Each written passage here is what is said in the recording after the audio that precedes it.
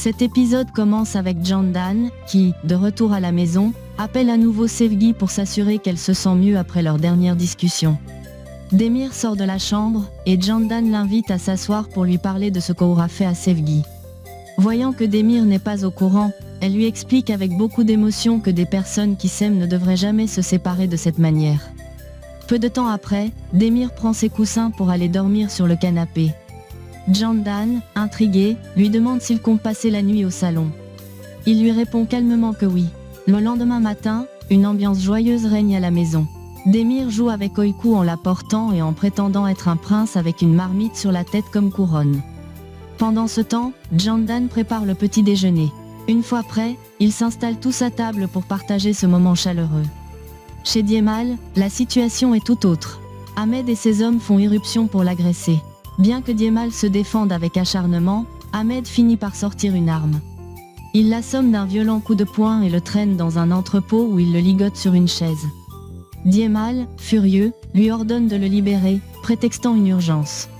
Ahmed refuse catégoriquement, rappelant les torts passés de Diemal, avant de lui donner un coup au visage et de quitter les lieux. Diemal, enragé, hurle son nom dans l'entrepôt désert. Pendant ce temps, à l'hôpital, Demir rencontre Ihsan pour discuter du donateur trouvé pour Oiku. Leur attente est longue et nerveuse. Ihsan tente de contacter le donateur, mais il reste injoignable. À l'école, Oiku discute avec ses camarades de l'opération qu'elle devra subir dans les prochains jours. Ilaïda, toujours curieuse, s'approche pour lui demander si elle a peur. Oiku avoue qu'elle est un peu anxieuse, car c'est la première fois qu'elle devra être opérée.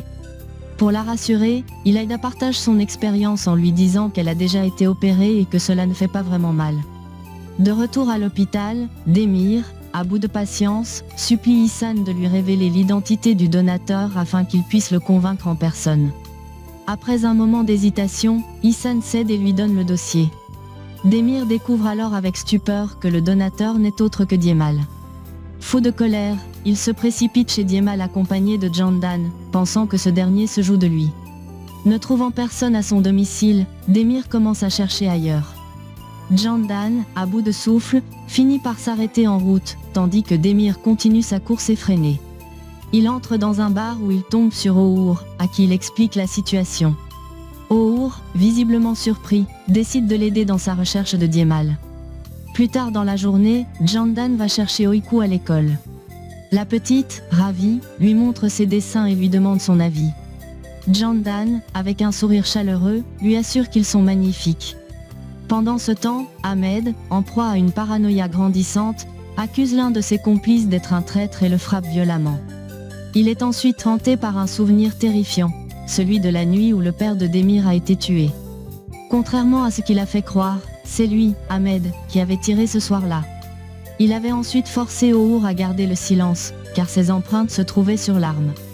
Diemal, ayant surpris cette conversation, confronte Ahmed, mais celui-ci réagit avec violence et le frappe à nouveau, laissant leur confrontation prendre une tournure brutale.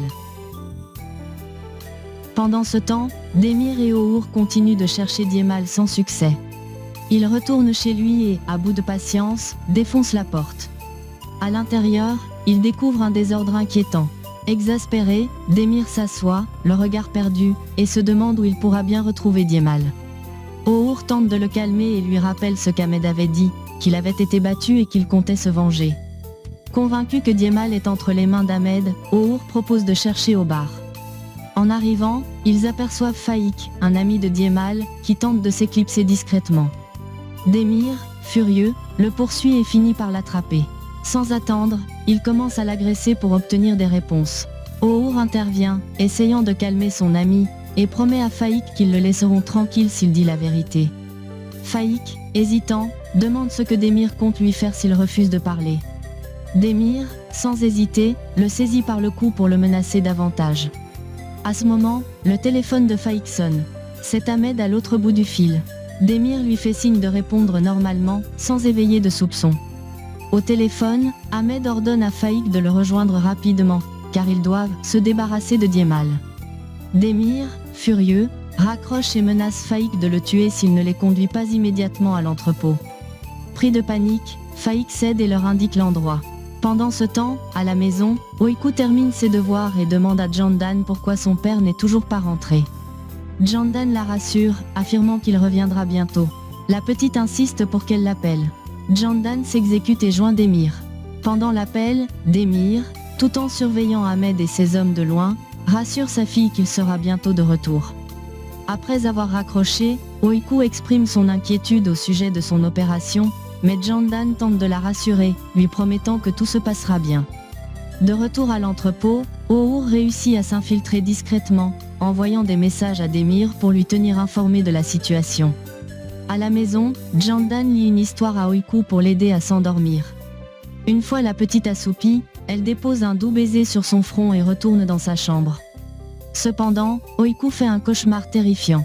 Elle rêve qu'elle est en salle d'opération, son père à ses côtés lui promettant de lui apprendre à nager une fois tout terminé. Mais dans le rêve, Isan arrive et annonce que l'opération ne peut pas avoir lieu. En larmes, Oiku se réveille en sursaut. Jandan accourt pour la calmer et lui explique que ce n'était qu'un mauvais rêve. La petite demande à voir son père, et Jandan la réconforte en lui assurant qu'il reviendra bientôt, avant de se coucher à ses côtés pour la rassurer davantage. Dans l'entrepôt, Demir crée une diversion en distrayant les gardes d'Ahmed, permettant ainsi à O'Hoor de se faufiler à l'intérieur sans être repéré.